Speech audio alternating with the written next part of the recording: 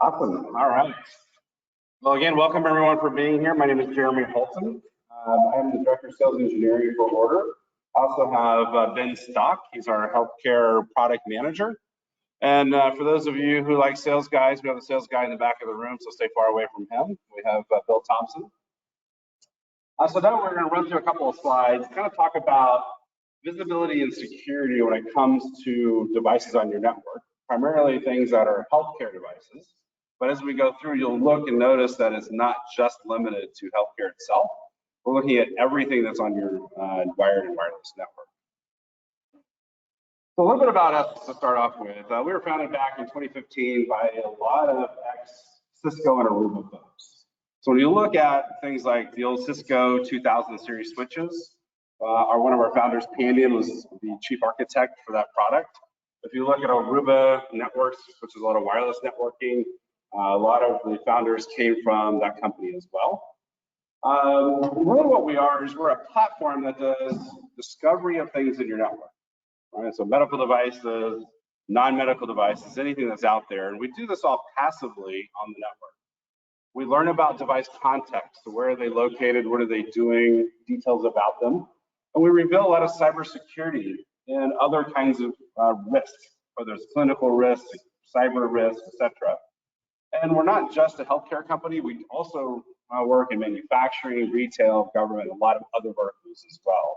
And I think that's important when we're talking about hospitals, because when we're talking about healthcare, there's other things in the hospital besides just MRI machines and fleet machines. There's elevators, there's HVAC, there's a lot of other things that encompass a hospital. Well, we are the market leader in healthcare. So we actually started off in the healthcare vertical. You can see some of our customers up here. I know it's really hard to see in the back of the room, but it goes from things like big, massive companies like Cleveland Clinic and the Mayo Clinic, all the way down into a lot of regional and small hospitals as well. And we're so much in healthcare that we're actually, some of our investors in our company are people like Mayo Clinic Ventures and Kaiser Permanente, right? So actually, healthcare systems are investing directly in our company as well. And so we have this really, unique way of looking at healthcare. It's not just the healthcare devices; it's a whole hospital approach, right? When a doctor comes in and is working on a patient, they don't go in there and go, "Oh, I'm a nephrologist. I only look at the kidney," right? They're, when a primary care physician or somebody walks in, they're like the whole person, right? We want to look at the entire hospital, not just little bits and parts of the hospital. So, whole hospital approach. We have a comprehensive view, whether it's cyber, clinical, PHI exposure risk. We'll run a little bit more of that in detail. Also identifying how devices are working on the network, right? Just like our human bodies, we have ways that we're supposed to be working, right? We can look at those sorts of things on the network, look at those devices and see if they're working like they're supposed to, see if there's anomalous behaviors, right? You have a security camera that has a high temperature, right? We want to look for those sorts of things. We can also automate device policies. So just because we find out, MRI machine is not working properly, the security camera not working properly, or the elevator, or whatever it happens to be, we need to provide some sort of remediation. How do we protect that device? How do we give it the medicine that it needs to fix itself or take care of the problem externally? And then the last thing we really do is provide device insights. So when we're talking about particularly clinical devices, getting things like utilization. Are we utilizing our infusion pumps effectively? Should we open the hours of our clinic and make them longer because we're taking too many CT scans or those sorts of things? So everything that we do ties into three pillars. I call these the three pillars of Ordr. The first one on the left is the discovery. What do you have in your network? What do you have in your hospital? Right? So that real-time asset inventory, completely agentless, completely zero touch. Right? I pop my sensor or sensors into the network, and we automatically learn what's going on. And I can classify those devices by things like make, model, serial number, device type, modality, all these different sorts of things. I can find things like known vulnerabilities, maybe some FDA recalls, a lot of things that you would have to go and maybe search a bunch of different websites.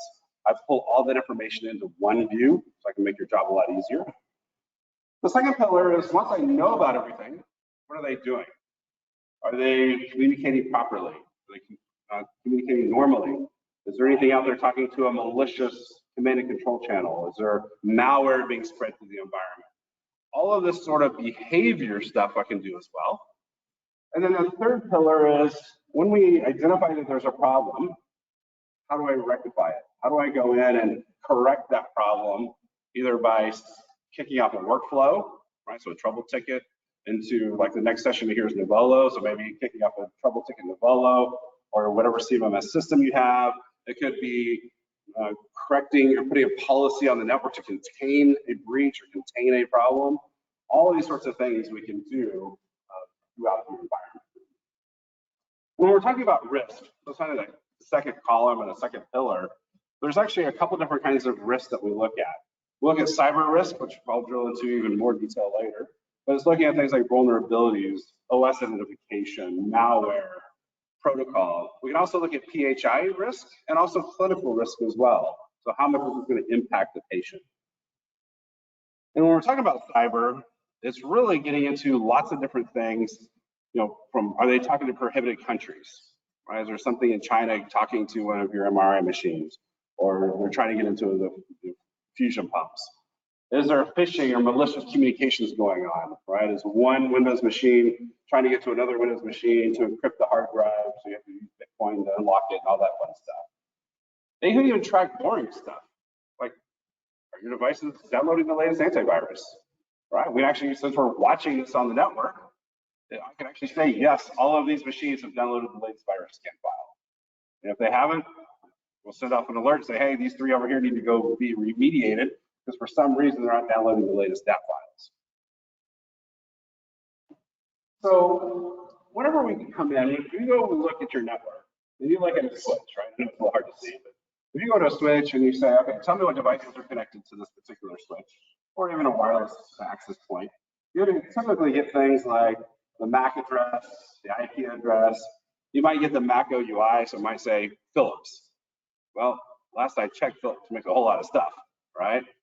After Ordr, we come in and we get not only MAC address and IP address, but I'm going to get manufacturer, model, location, what switch and port it's connected to, operating system type.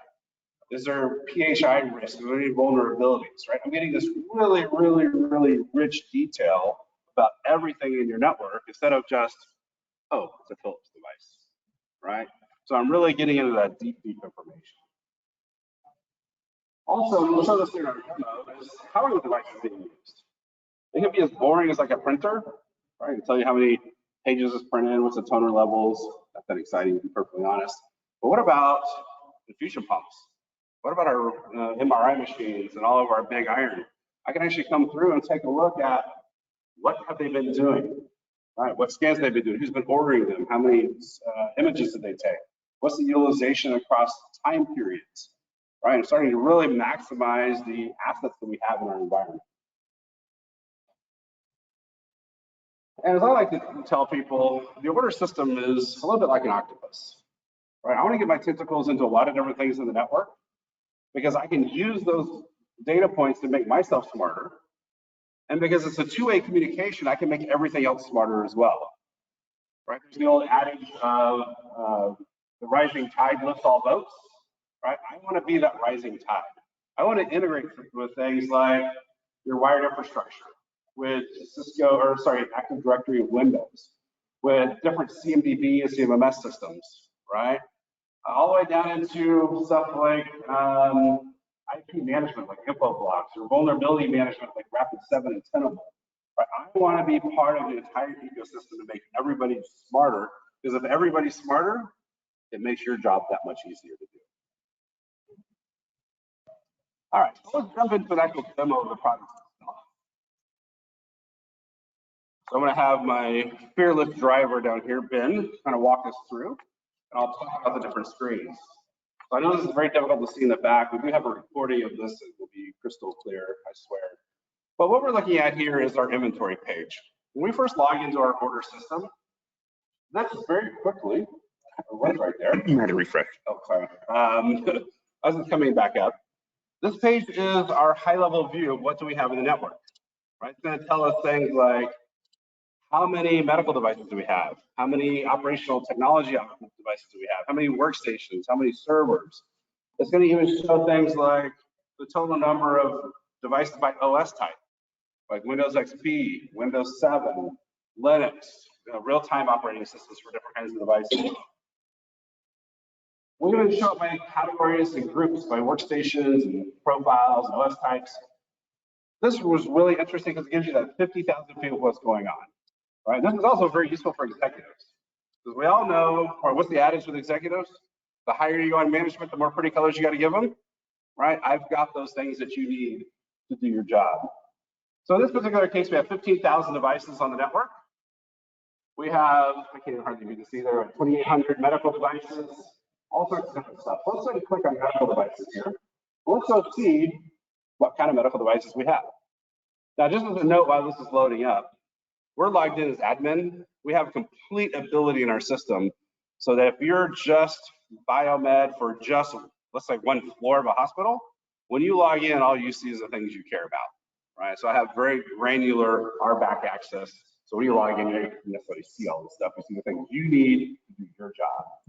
But this is a big list, right? This is 2,879 devices. Well, that's not very exciting, right? It's cool, I can see a lot of data, but if we click right back up here, we can actually jump back to our list, and now I'm getting a page that shows all of the graphs of just my medical devices, right? So now I can see I have things like 454 ultrasounds, I've got 347 infusion pumps. So if I go into, let's do the MRI, 110 right there. So let's go look at our 110 MRIs, and now I'm going to get a list of these MRIs. That's still a big list, so let's go back to our inventory panel. Now, if I scroll down here a little bit, we can see the different profiles. I've got Philips, I've got GE. Let's go into the GE one. So very quickly, if I want to find all of my GE devices, I've just found them right through here. Now, this is a big list. Again, not that exciting, and I think we've got a set for every single device. But go ahead and drill into one of these. There we go. All right. Again, apologize for hard to see this. On the left-hand side, this is all the information about this particular Genesis device. I'm getting things like OS version, software version, model number, serial number, right? All this really detailed information. In the center column, I've got the classification data, so the things I'm applying to this device. Things like I'm calling it a medical device. I'm putting it into a scanner group, right? So some categorization I put on it. And on the right-hand side, we have activity. So where is this thing actually physically plugged in? What floor? What hospital? What switch port? That sort of information. But I can drill into even further, and we can take a look at like clinical information. So now I'm looking at things like 510K numbers, the FDA class. Is there clinical risk over here? I can even show you all the MDS squared or MDS 2 forms. Right, so I've got all of that information all in one place. Again, is this something that you can't go get yourself? Absolutely, right? Manufacturers are sending you these forms, but I've got them all right here. I'm saving you a whole ton of work to go and do this, all the hunting and pecking. I can also look at things like medical apps. What's one pops up? So there we go. So here I can see all the different scans this thing's done. I can see the study count, the images, what was actually looked at, who the physician was, all that information I'm now gathering. So now I can use this for utilization. How often is this device being used? We can also look at known vulnerabilities. I don't know if this one, yeah, this has got a bunch of FDA recalls, right? So we go through and make sure, have we done all of our FDA recalls that we're supposed to do? Are there any CVEs? Are there any ICSAs, ICMAs? All these sorts of things about these devices I'm now showing you in one place. You can make sure, yes, I have taken care of all of these issues. In this particular case, we also have Ebola information as well. So this is where it ties into a CMS or CMDB system. So now I'm getting things like maybe the barcode, the asset barcode on top of the device. It could be what department purchased it, who was the approving person who approved the purchase. Well, a lot of sorts of things I would never learn off the network. I'm tying this information in again with your other systems as well. We can also look at the full genome. Now, for those of you that aren't necessarily networking folks, what this is showing us is how this device is communicating on the network. Who's it's talking to? Typically, an MRI machine is going to talk to maybe some clinical information servers. It might be talking to a NAS device or it's uploading all of its images. It's a little bit different at every hospital. But we're looking at how that device is communicating on the network. And when I have multiple of these devices, I can start comparing and contrasting. If I have 5 MRI machines across 5 different hospitals, are they all communicating the same? Is one of them communicating to China or Iran or somewhere else that it shouldn't be communicating? And I should be flagging that information. Right? So really some low-level, detailed, granular analysis of what's going on with every kind of device in the network. And based upon this, we're not going to drill into all the details on how to push policies, but we can actually take this and go, this is normal. Please let the networking team know what's normal so they can build rules to go ahead and proactively protect this device, right? Why wait for us to get hacked? Doesn't seem right. Right? Why would I sit around going, please don't hack me, crap, I just got hacked, let me go fix it. Why don't I go, this is normal behavior for something. Let's go ahead and put a fence around it. Let's lock it down. So now even if someone does try to hack it, or let's say somebody walks in and he puts malware directly on the device, highly unusual, but could happen.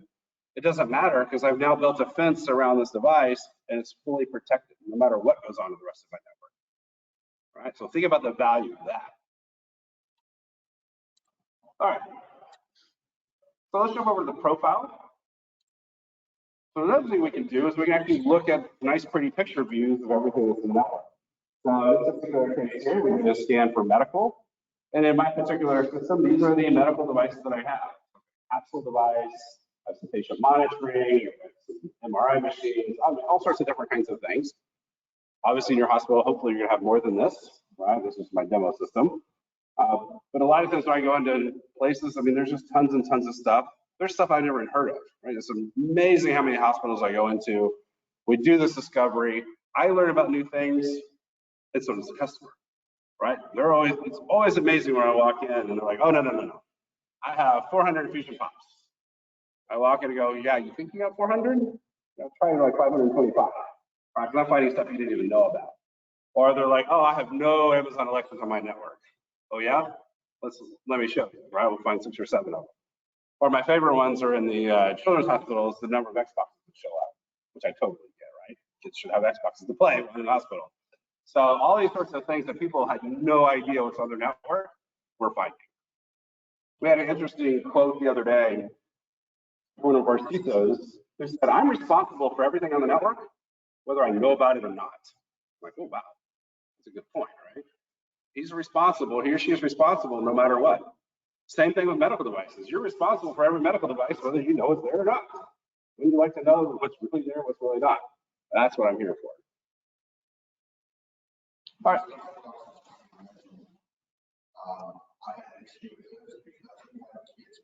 Go get kids in the hospital. Yep. They can still play with their siblings at home. Mm-hmm. You have some stalkers out there, pedophiles, and all of a sudden they find out, oh, this is in the pediatric ward at a hospital. I've got this IP address, and now they try to hack into that so they can start communicating with kids. I mean, it's a which way do you go type of situation. We found that whenever we had work. I know. So totally, and you're absolutely right? Because when you're looking at the network holistically, not just medical device, but everything in the network, and I'm looking at it from both the outside coming in and from the inside going out, I can find all sorts of interesting things.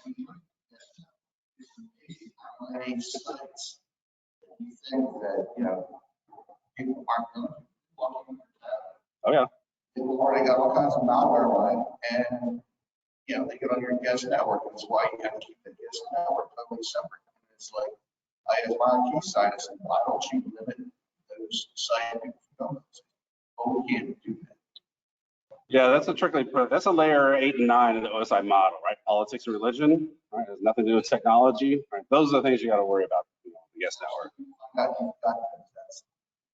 Well, what's interesting on guest networking that I find a lot is a lot of the doctors are now buying these sonograms that hook up to their iPhone, right? They're $999. Well, where do they put the iPhone? On the guest network. How is that not a PHI problem, right? I mean, you're doing a sonogram over the freaking public Wi-Fi in the hospital, right? These are the sorts of things you want to know about. I've not seen that one. Morse code. Yeah. Down approach, don't get sanitized necessarily the way they should. They've got all kinds of Chinese malware. Yeah. Yeah. So those are the sorts of things I want to know. Now, another interesting one that I do find occasionally, MRI machines and CT scanners. What's one of the things that they have that's really powerful? Well, I don't have really powerful GPU cards. What does a GPU card do really well right now that's high dollar? Bitcoin mining, right? It is amazing how many times I walk in and find somebody that's doing Bitcoin mining on a piece of medical equipment because it has a really expensive GPU in it, right? That's not exactly something we want to be using in our medical devices. So all these sorts of things I can find and give you that visibility of what's actually going on in the network. Medical devices on the guest VLAN. Sorry? Medical devices on the guest VLAN. Here's an example of medical devices on the guest VLAN. So Ben's gone up here and search medical devices, put in the VLAN as the guest VLAN. And oh crap, we have a fusion pump. We got 4 fusion pumps. We've got, I don't know what this is, I can't hardly read it. But go ahead and, in this particular case, we have 7 medical devices that maybe they lost their Wi-Fi config right, to our encrypted network. And they went, oh, well, I'll just connect over to the guest network and off they go. Or possibly the vendor brought them in and didn't want to go through the proper channels, because that never happens. And instead of just getting the right access and doing it properly, just said, oh, the guest network's here. Yeah, this is also our, this is what we've seen in the real world, and we bring it into our demo environment and anonymize it. But it is amazing. The one that Jeremy can speak to directly is Tesla's on the not only on the guest network but on the actual hospital network, where they have a friend in IT who gave them a way in. And we've seen, we pull up a hospital, and I think it's average 2 to 3 Teslas per hospital we see on the actual hospital network. It's actually encrypted. Mm-hmm. The other favorite one is I was at a hospital not too long ago, and we're doing the assessment, looking at everything. And I'm like, what is this thing? It was the vending machine, right, in the doctor's lounge. It was on the exact same VLAN as all of the surgical equipment, which was, just down the hall, which kind of makes sense, right? Because it's one switch port or one switch for that particular end of the hospital. I'm like, should we really have this really old encrypted or just piece of crap vending machine next to our Da Vinci robot, right? That doesn't really make any sense at all, right? So I was able to identify that, and they kind of freaked out about that particular one.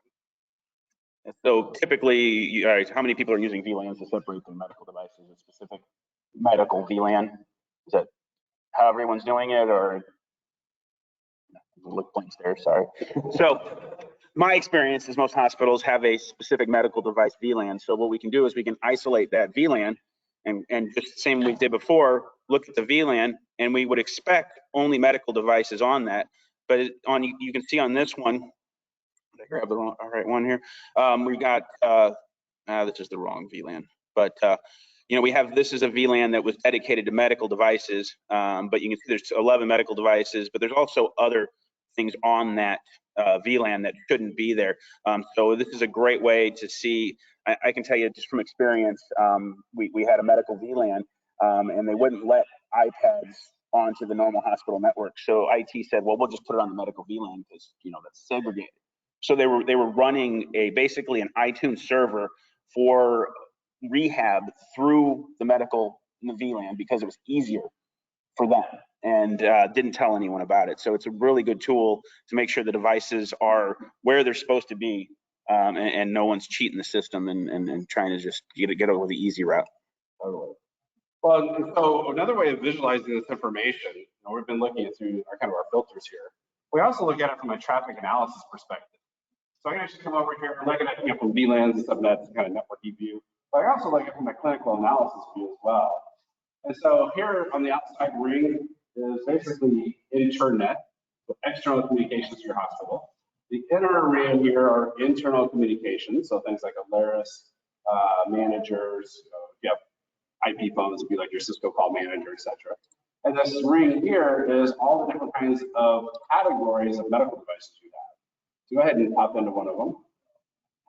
So this is going to be CT. So our CT scanner here, laser to work, there we go, are communicating to public network services, public URLs on the internet, but it's also communicating to some internal things as well. So why would a CT scanner talk to the internet? That's interesting. Well, a lot of times it's because they're connecting to, in this case, I think it's a GE that we're looking at, or whatever it is. The tube spits and sends out America, goes to somewhere in Japan, which goes to somewhere in China. That's where it starts calling because you're talking to other people. GE bought out some kind of a company, and it just so happens when they bought them out, they also got their IP addresses. And yeah, you have to have a lot of Right, totally. And that's part of figuring this out and identifying it very quickly, right? Otherwise, if you don't have a tool that tells you what's going on in the network, what happens? IT department, complains that you're talking, somebody's going to do sniffer trace, you spend the next 2 weeks, chasing everybody's tail around, trying to figure out what's going on, and you go, oh, yep, it's okay. I can show it to you in 10 seconds.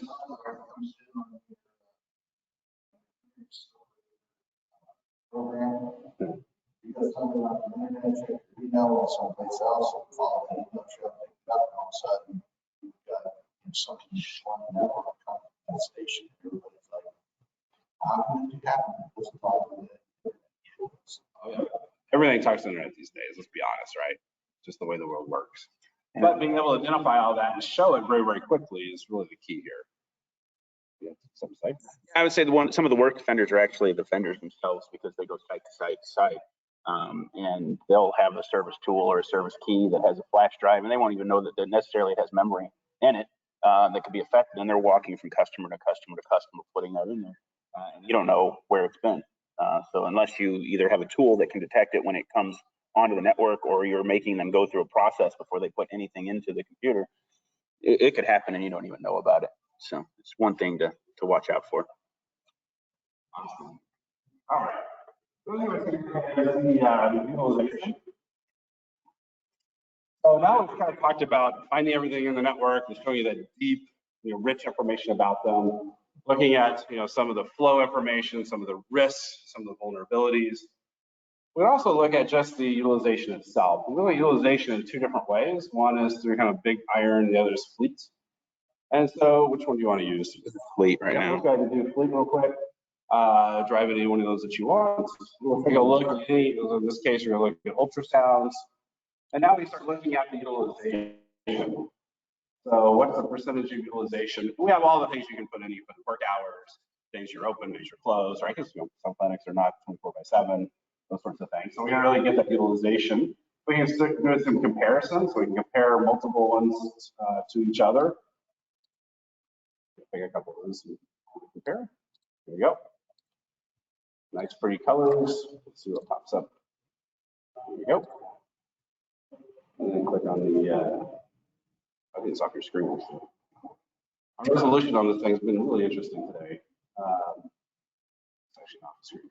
But you can see here the utilization over the course of time for each one of these machines that we picked. You can go back and look at the per time period utilization. We'll go ahead and pop back over to the big iron. Let's show the, yeah, go right ahead. Absolutely.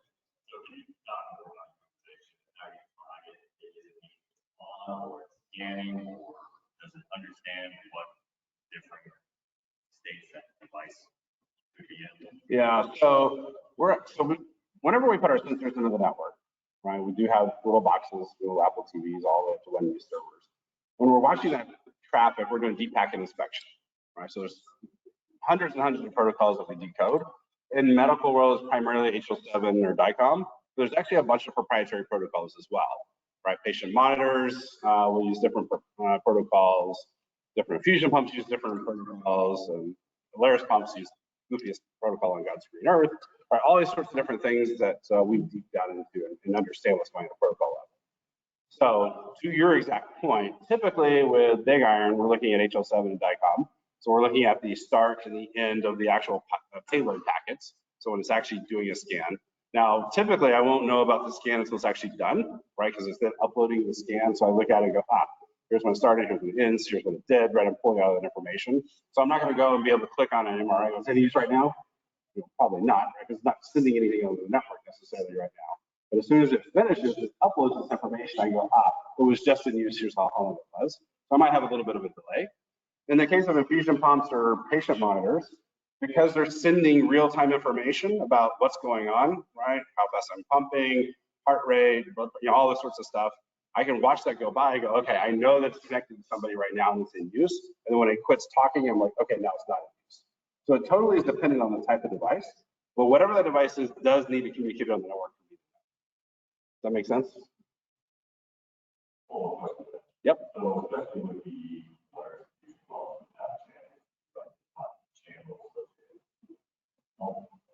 So if I'm not connected, so in the case of Alaris, this is a unique question just for Alaris. In the case of Alaris, to get that other additional information, I actually have an integration with the Alaris manager. So I actually don't get that off of the network. It's one of the hundreds of integrations I have, which is and everything else. One of them happens to be Alaris. Also, that is pull off the server. What I can tell you is that the controllers turned on. You have 4 models on there was being used. They can always be in use as well. Yeah. So if I have one channel in use, I'm going to assume that the thing is in use because one channel is in use. So well, and a channel is no good without a PCU. So if the PCU is in use, it's in use. And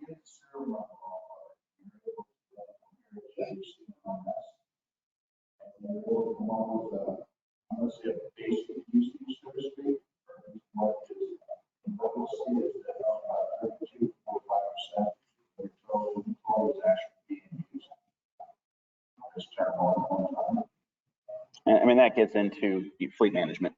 What is that number that you can tolerate? Another good thing though with the Alaris integration is if you're ever doing any investigations, nurse said I did this, I pushed this button, we infused this.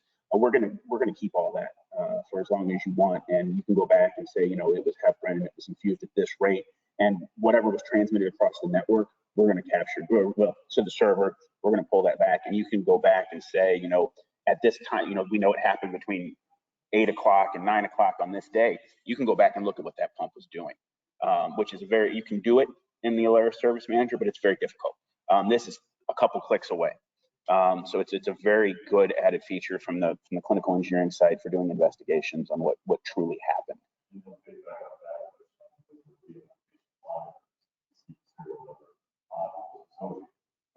So Philips.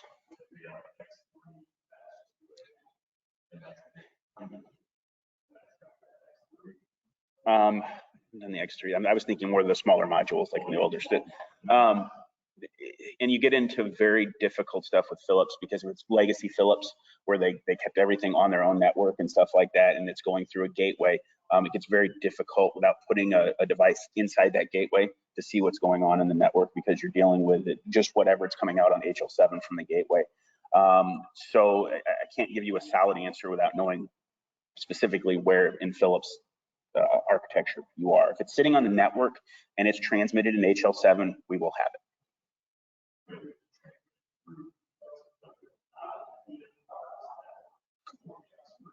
Correct, yeah, because that's really localized, the wireless for the X3 generally. I mean, if it's hitting, if you've got it connected to an access point and it's transmitting HL7 and it's got the included information of the modules in there, we either have it or can get it. Correct. Yeah. At the end of the day, we are looking at things going on the network or through integrations. So if you have something that never talks on the network, one is why it's on the network.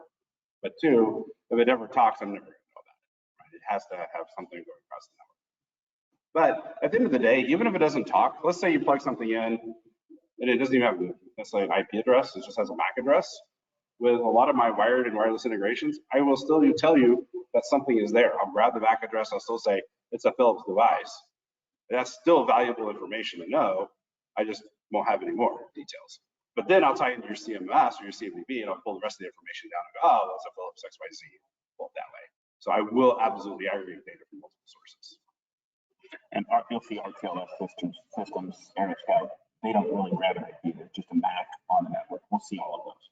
It's going to come up as a MAC. We're going to know that it's at least Stanley Aero Scout, and it's going to have no IP because it doesn't have an IP. But we're still going to see 100% of what's on the network. Yep. The aeroscope's always interesting, right? Because you don't know what it's tied to, right? But if I tied your CMMS and the CMS says, oh, aeroscope, this is attached to X, Y, and Z, that's really cool because now I'll tie it all together and actually show you that history as well. So with the system here, you can build access as well. We have the CM, we can integrate with the CM or with the RTLS, and then as that updates real time, attach it to whatever assets we have found in the system. So we do location a couple different ways. The lowest level is at the sensor, where our sensor is installed has a name. So we go through that sensor, we can say, okay, it's in this building. And then after that, we get into the network, and depending on how we're connected, if we're connected through like a Cisco Prime or DNA, we can use multiple access points to give you a pretty good idea, you know, whatever DNA says that location is, or we can tell you if it's a physically connected device, we can tell you what switch port it's connected to, and then you just have to backtrack it from there if you're looking to track something down. We can tell you what access point it's pinging off of. So, you know, it gets you a relative, you know, you could be a floor off or not, depends on how your architecture is done. But we're going to give you a place to start, especially if you're looking for an Alaris pump or something like that that's been hard to find traditionally. You know, it's not, hey, walk up and down the floors, check room to room to room to room. It's, hey, it's about here. Start there. 30 or 40 feet. Now, it's a bubble, so it might be up or down, right? But at least it's somewhere. And now we can ask a question, but you have to have somebody flag it by. You can't do it. You use saying, I mean, so we have a hospital, say the hospital, we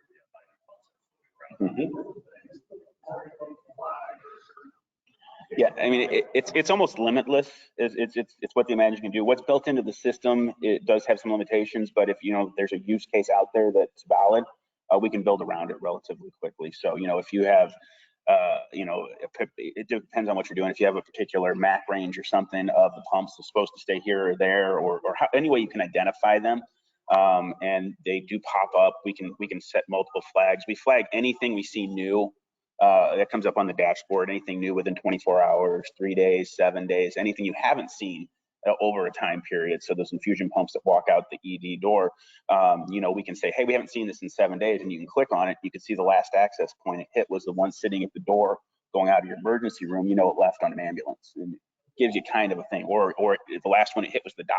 That one's probably never coming back. So it's a really good tool to do investigations and find stuff, and be able to, instead of walking around the hospital for 2 or 3 days trying to find an infusion pump, know that, hey, I haven't seen that infusion pump in 6 months. We're not going to waste the time to look for it. We're going to write it off as gone, and that technician can move on to the next one that they need to be looking for. Cool. All right. Did you show the?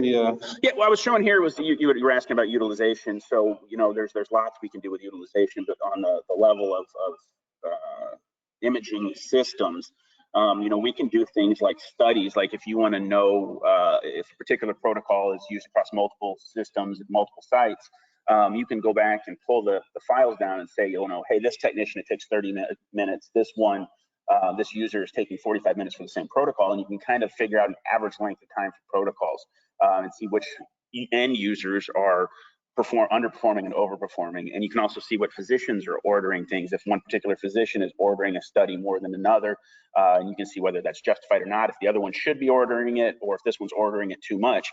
And the analytics you can do, you know, from an operational standpoint, it's astounding what you can figure out and just help the department perform better, get more throughput, see more patients, provide more care, and then in the end make a little more money.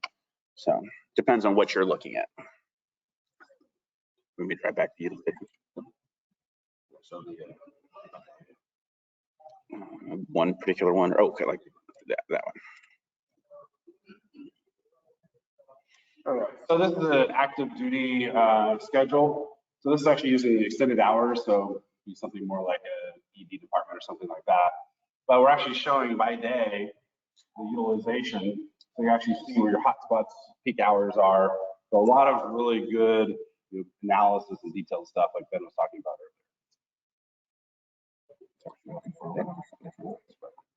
All right, the other thing we have is reporting. Go ahead and drop back to inventory, reports. We have it there. And I can't read any of those. Which one do you want? The clinical one. I'm doing all this by memory because I can't read any of this, just like you guys. So, like this one, I don't have memorized.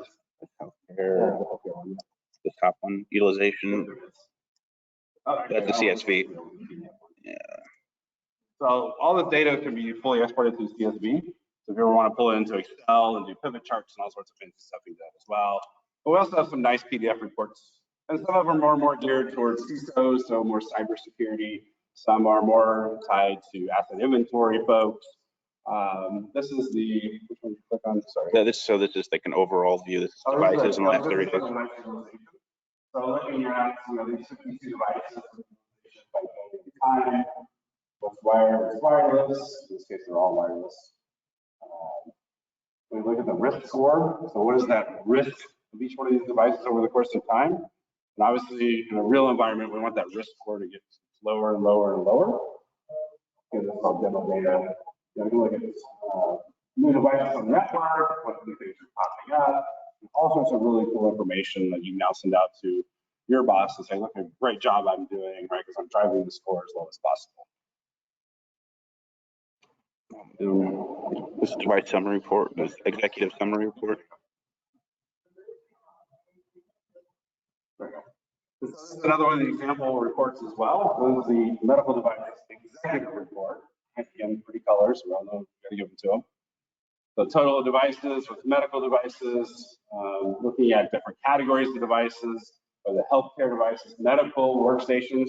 So we even differentiate the difference between just regular workstations and medical workstations, right? Because there's a big difference between the two.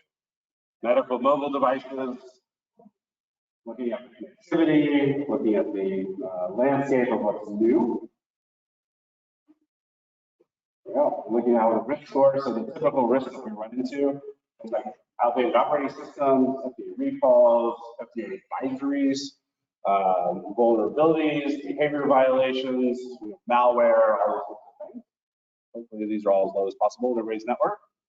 And then just looking at things like categories, device locations. So you were asking about locations earlier. This is the default kind of high level stuff by location, but we can get much more granular than this all the way down into per 4 and even by department as well. Top profiles, so patient monitoring, all the way down to different kinds of stuff. And then, of course, we all know there's lots of Windows XP, lots of Windows 7 left in the environment. So where are we with this migration strategy? OSs, lots of pump OSs, as we all know about. And vulnerabilities by OS, and then vulnerabilities by device type. So really, again, lots of information. So think of the Ordr system as like this data lake, right? We actually talk about this in some of our slides. Lots and lots of data comes in from lots and lots of different sources. How do I give you the data you need to do your job, no matter what your role is? Whether it's CISO, whether it's biomed, whether it's the IT team, whether it's the finance department with the asset inventory, depreciating assets, like all these different people all have different parts of this platform and pieces of data that they need to use. Is there anything else you wanted to cover? Yeah, so this is the asset inventory, and this particular one is brought in directly from Nuvolo through a direct connection API through ServiceNow. Nuvolo, we're working on Connective, ServiceNow. But we also have, if you have a legacy, an older AIM system or things along those lines, if you can output the data, we can ingest the data. So what we can do is if you have MAC IP, sometimes, most of the time serial number is kind of where we go to. We can bring that data in, assign it out to the assets. It's all done automatically. And then once we do that, those two are connected. So then you can output a report with your system tag, with your MAC, with your IP, and then bring that back into your CMMS. So if you're dealing with a newer CMMS, ServiceNow based, you can do that real time. Every couple hours it'll do that and it'll update your stuff. So if you're working with an asset that's a DHCP asset, it's getting a different IP address, and you're at home and you get a call for it, you can pull that asset up and know what the last IP address it has and help troubleshoot that. But it also gets that information into your system without any human error. You're not missing your colons, you're not putting a dash where it's not supposed to be. The serial number is coming across as the manufacturer coded it in the device, not necessarily what's on the back of the tag or what got fat fingered into your CMMS. And you don't have to put that into a place where it's overriding. you can put that into a different place in your CMS. So you can say, okay, my order serial number came back this, my serial number I have is this, and then figure out which one's the right nomenclature. So it's a very powerful tool to get your database more accurate and get that information you really need. I think that's about all I had on that one. All right. Well, that's kind of the high level overview. I mean, I could talk about this stuff forever today.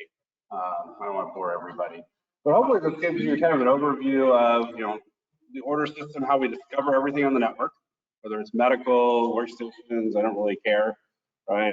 You find all sorts of crazy stuff in hospitals. I found a CFM meter the other day, right, for the air in each patient bed. I was like, that was a new one, never seen that before. So you find all these sorts of cool things that more and more are showing up on the network. Second, are they risky? What are they doing? Are we making sure that these things are showing up on our network, whether medical devices or not, or doing the things they're supposed to be? They're not opening the door and causing risk in our environment. And then the last thing is making sure that we're either reactive or proactive about going in and saying, all right, I'm gonna get ahead of the curve and let's lock certain things down, especially if they're high profile, high important devices. Or if something does happen where malware does get in, how do I make sure I contain it and I make sure that nothing, whatever's going on, I don't let it spread to the rest of my network. So any further questions, just to give everybody a good idea? I know we have some users that have already used it in the system. We've been very active with our system. Who's first? All right.